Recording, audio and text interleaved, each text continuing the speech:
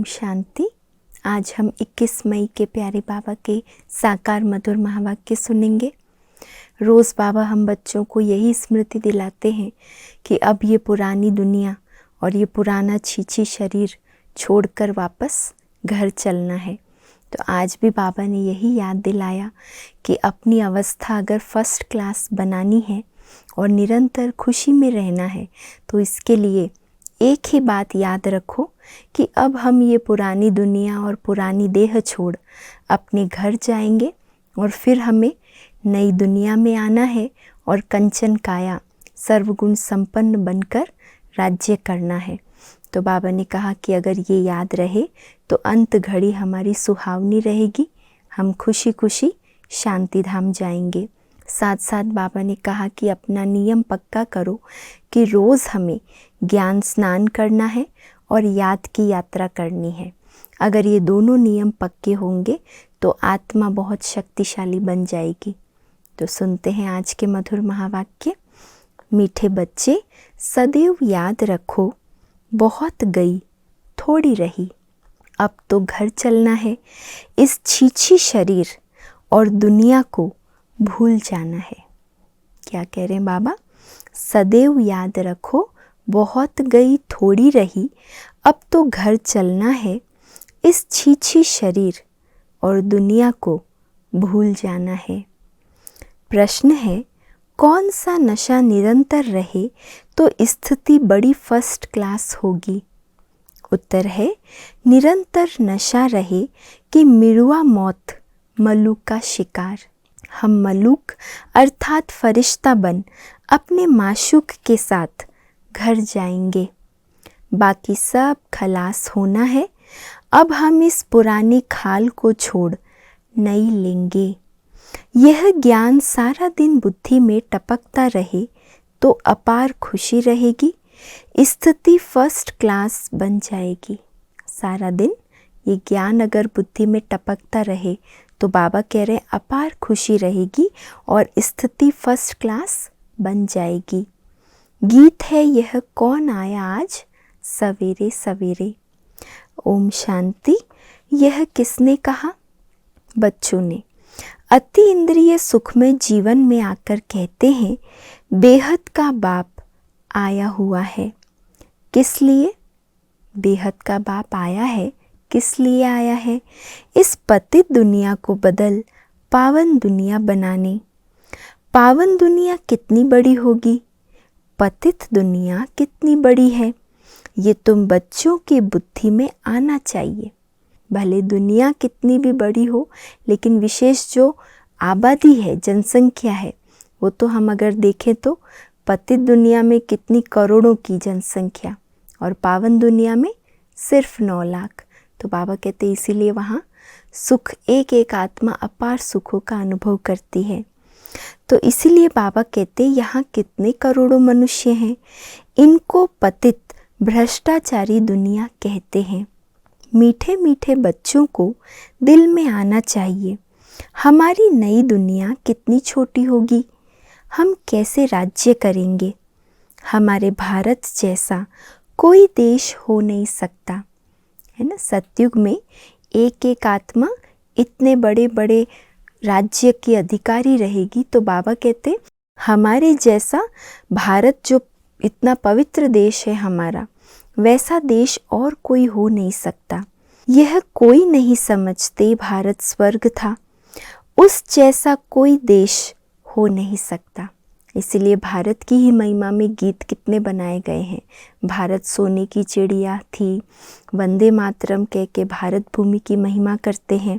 तुमको यह समझ में आता है यह भारत तो अब कोई काम का नहीं है। इस समय जो भारत है, बाबा कहते ये कोई काम का नहीं है। भारत स्वर्ग था, अब नहीं है। ये किसको याद नहीं आता है? हमारा भारत सबसे ऊंच है, सबसे प्राचीन है। तुम बच्चों की बुद्धि में आता है सो भी नंबरवार पुरुषार्थ अनुसार। इतनी खुशी, इतना रिगार्ड रहता है भारत भूमि के लिए भी और भारत में आए भगवान के लिए। बाबा कहते इतना खुशी और इतना रिगार्ड रहता है बेहद का बाप आया हुआ है। कल्प कल्प आते हैं माया रावण ने जो हमारा राज्य भाग्य छीन लिया है, वह हम आत्माओं को फिर से अपना राज्य भाग्य बाबा आकर देते हैं।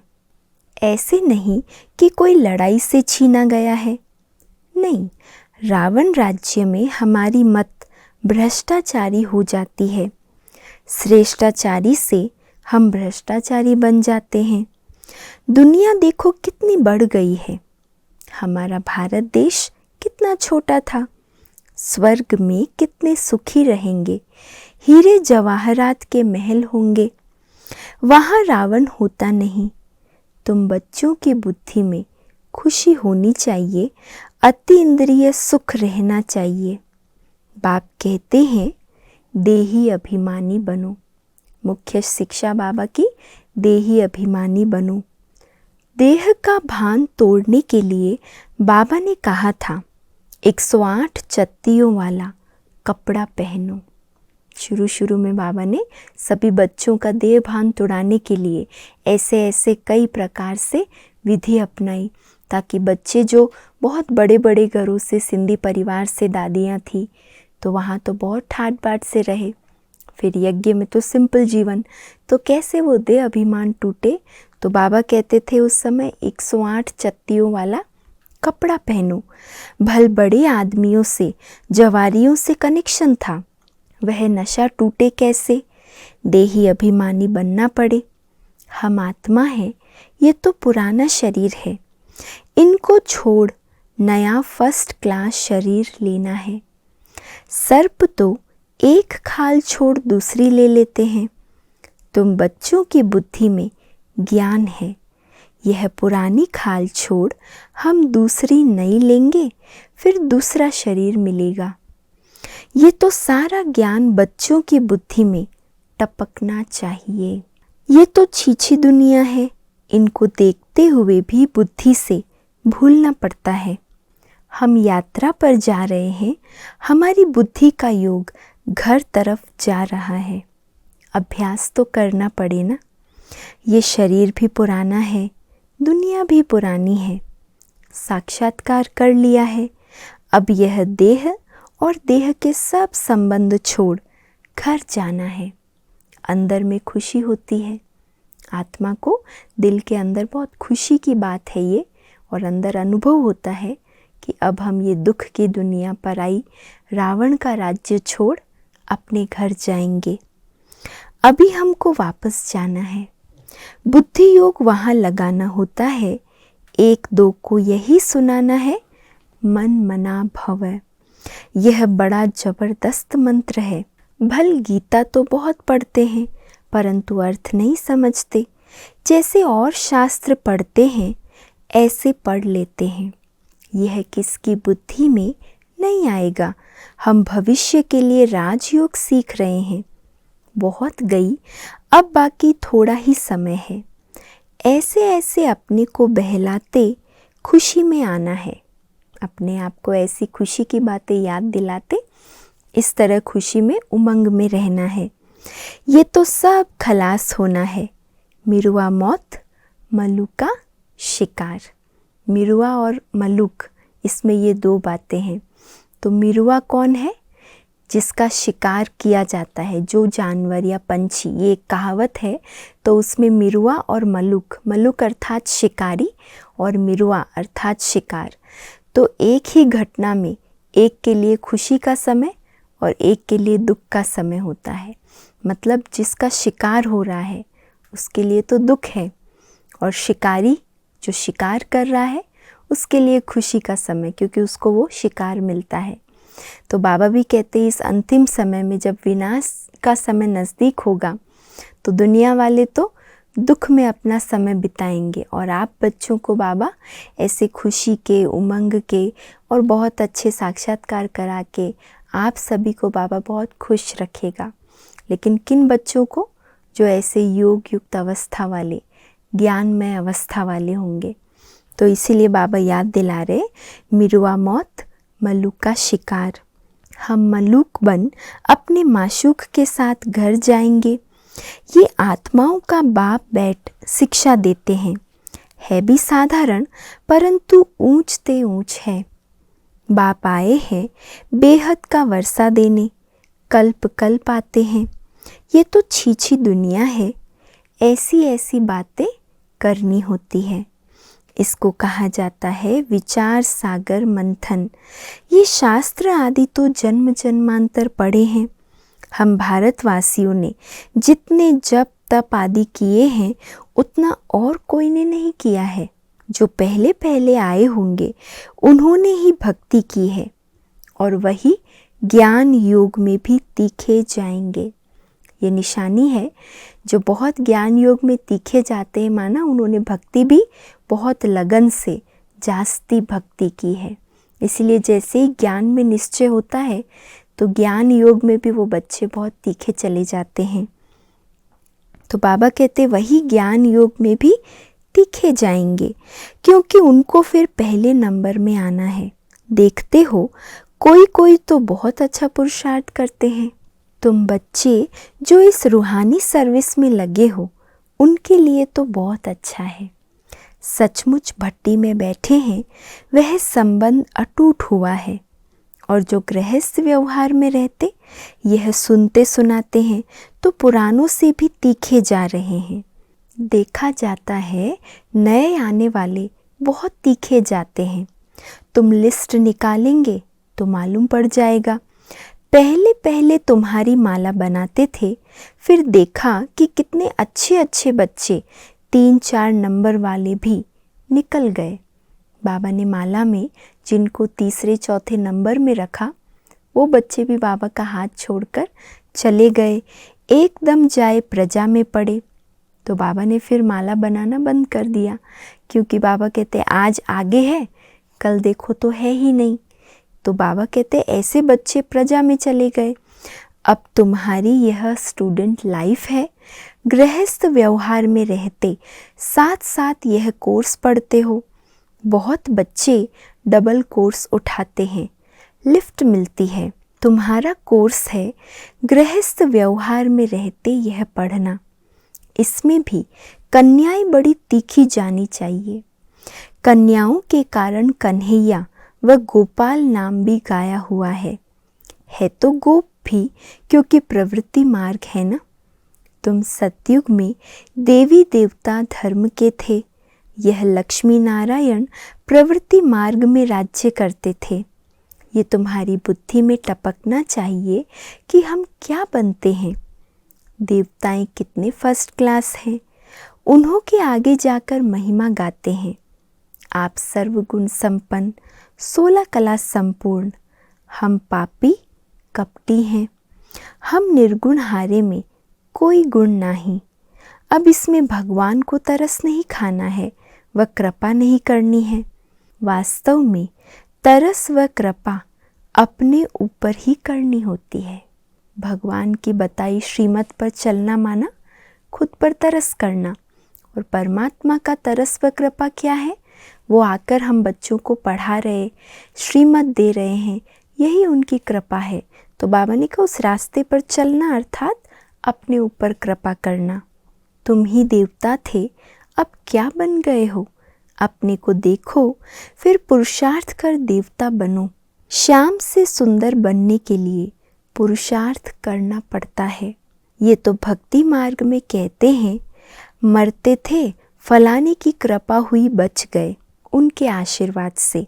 महात्मा आदि के हाथ पकड़कर कहेंगे आपकी आशीर्वाद चाहिए। यहाँ तो पढ़ाई है, कृपा आदि की बात नहीं।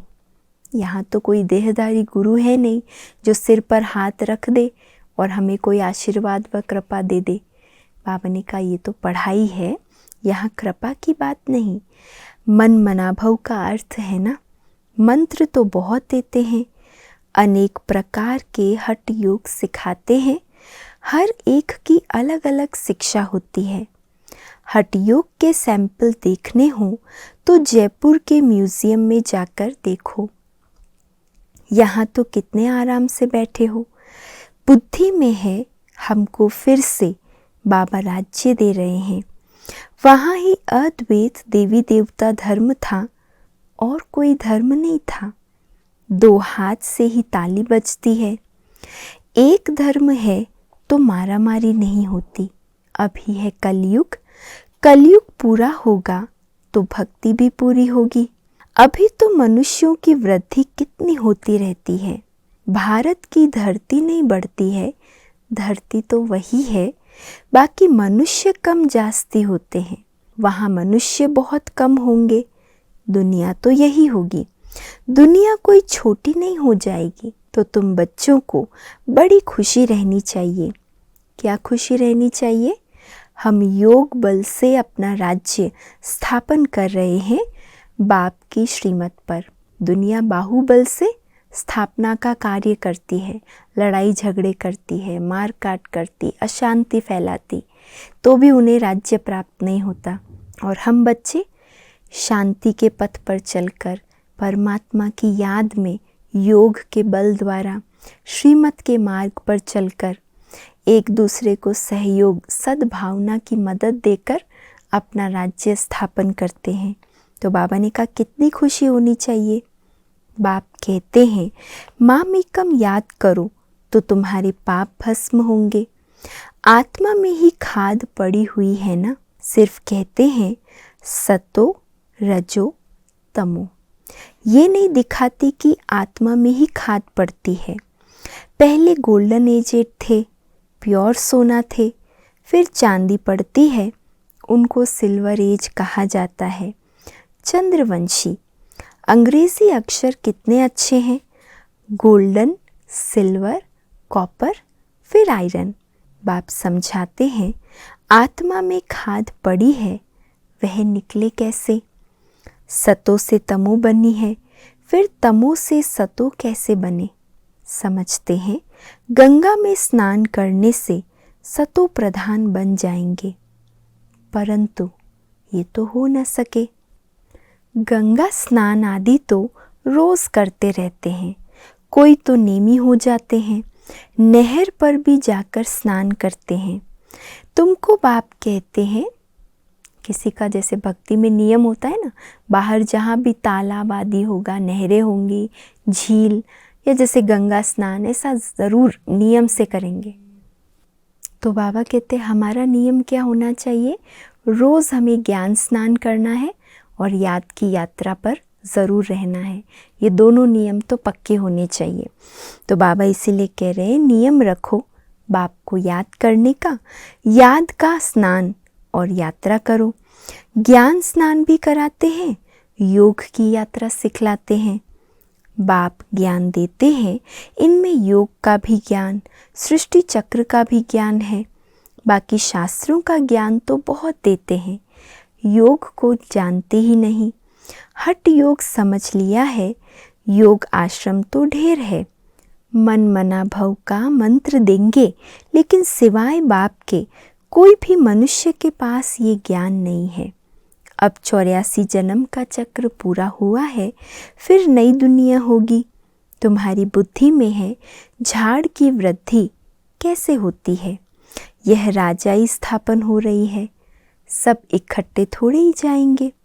ब्राह्मणों का झाड़ बहुत बड़ा होगा, फिर थोड़े थोड़े करके जाएंगे, प्रजा बनती जाएगी। थोड़ा भी कोई ने सुन लिया तो प्रजा में आ जाएंगे। सेंटर्स बहुत वृद्धि को पाएंगे, प्रदर्शनियाँ ढेर जहाँ तहाँ होती रहेगी। जैसे मंदिर टिकाणे निकलते जाते हैं, वैसे तुम्हारी प्रदर्शनी भी गांव-गांव में होगी। घर घर में प्रदर्शनी रखनी होगी, वृद्धि को पाते जाएंगे। इसलिए आखिरी इन चित्रों की भी छपाई करानी पड़ेगी। सबके पास बाप का पैगाम जाना है। तुम बच्चों को बड़ी भारी सर्विस करनी है। अभी यह प्रोजेक्टर प्रदर्शनी का फैशन निकला है, तो गांव-गांव में दिखाना पड़े, वह अच्छी रीति उठाएंगे। शिव जयंती गाई जाती है, परंतु वह कैसे आते हैं यह किसको पता नहीं है। शिव पुराण आदि में ये बातें हैं नहीं, यह बातें तुम सुनते हो। सुनने के समय अच्छा लगता है, फिर भूल जाते हैं। अच्छी रीति पॉइंट्स धारण होंगी तो सर्विस भी अच्छी रीति कर सकेंगे। परंतु सब पॉइंट्स किसको धारण नहीं होती है। भाषण करके आएंगे, फिर ख्याल में आएगा अर्जुन ये पॉइंट्स भी समझाते थे तो अच्छा था।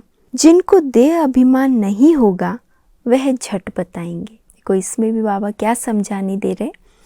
कई बार हम जब विचार सागर मंथन करते हैं तो हमको बहुत अच्छी पॉइंट्स याद आती है, ये समझाना है, ऐसे बताना है। लेकिन जब समझाने जाते हैं तो कोई पॉइंट्स उसमें से मिस हो जाती है और फिर याद आता है अरे अगर हम इस पॉइंट पे बताते तो बहुत अच्छा रहता।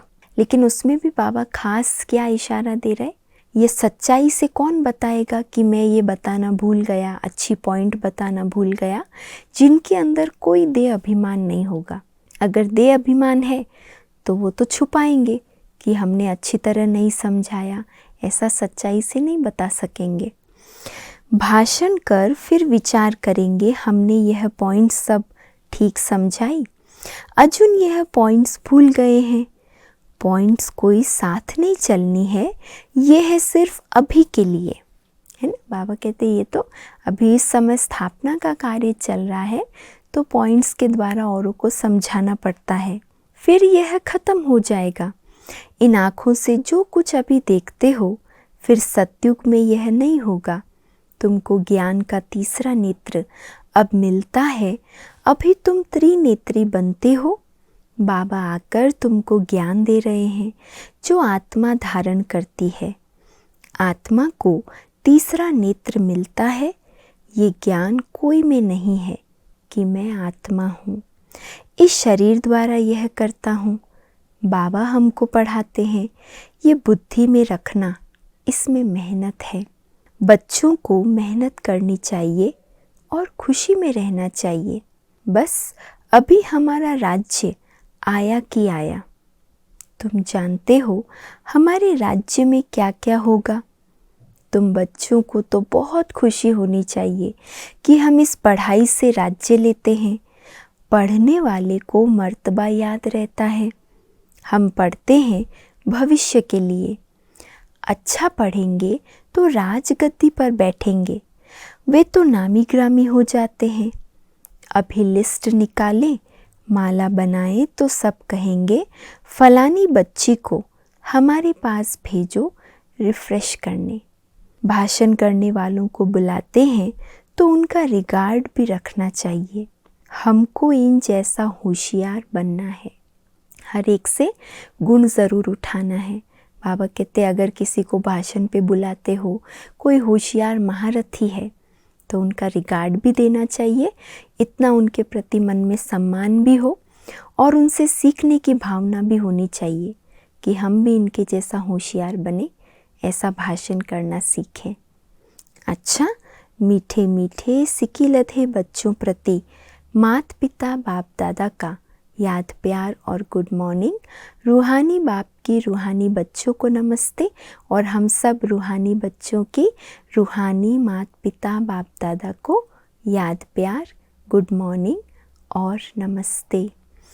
तो अब हम सुनते हैं धारणा के लिए आज मुख्य सार में। पहला है अति इंद्रिय सुख का अनुभव करने के लिए देह के भान को तोड़ने का पुरुषार्थ करना है। अब वापस घर जाना है, इसलिए बुद्धि योग घर से लगा रहे।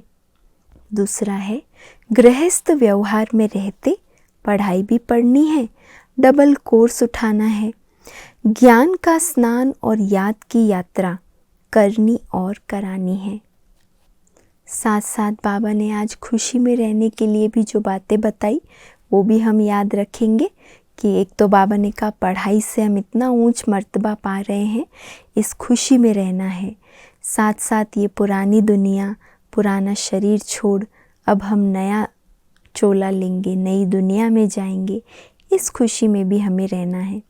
भारत के बारे में भी बाबा ने याद दिलाते हुए कहा कि भारत जैसा पवित्र खंड और कोई नहीं था, तो नशा होना चाहिए, इतना रिगार्ड होना चाहिए कि ऐसे भारत की भूमि पर बेहद का बाप आया है।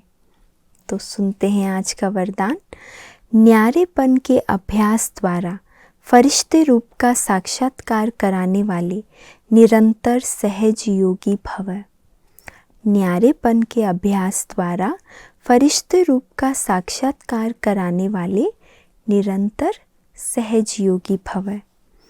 जैसे कोई भी वस्त्र धारण करना व ना करना अपने हाथ में होता है, ऐसा अनुभव इस शरीर रूपी वस्त्र में हो। जैसे वस्त्र को धारण करके कार्य किया और कार्य पूरा होते ही वस्त्र से न्यारे हुए। शरीर और आत्मा दोनों का न्यारापन चलते फिरते अनुभव हो, तब कहेंगे निरंतर सहज योगी।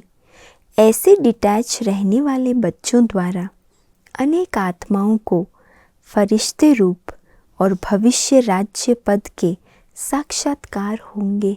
अंत में इस सर्विस से ही प्रभाव निकलेगा। इसी सर्विस द्वारा अंत में बाबा कहते प्रभाव निकलेगा और ऐसे डिटैच रहने वाले बच्चों द्वारा अनेक आत्माओं को फरिश्तेपन और भविष्य राज्य पद का साक्षात्कार हो जाएगा। स्लोगन है, संगम का 1 सेकंड भी व्यर्थ गंवाना। अर्थात कितना व्यर्थ गंवाया? 1 सेकंड भी व्यर्थ गंवाना अर्थात 1 वर्ष गंवाना। तो इतना संगम के समय का मूल्य है, तो 1-1 सेकंड को 1-1 वर्ष के समान समझ उसको यूज़ करें, उसको सफल कर सफलता मूर्त बन जाएंगे। आज का व्यक्त इशारा है, जैसे कोई भी बात सामने आती है तो स्थूल साधन फौरन ध्यान में आ जाते हैं, लेकिन स्थूल साधन होते हुए भी ट्रायल योग बल की ही करनी चाहिए। जैसे एग्जाम्पल, अगर कोई छोटा मोटा बीमारी का रूप में कुछ कर्म भोग आया है, तो भले दवाई तो हम लेते हैं, लेकिन दवाई के साथ साथ उस बीमारी पर योग का प्रयोग भी करते चले तो हमको रिजल्ट भी पता चलेगी और हम अनुभव भी बढ़ाते जाएंगे उस बात में।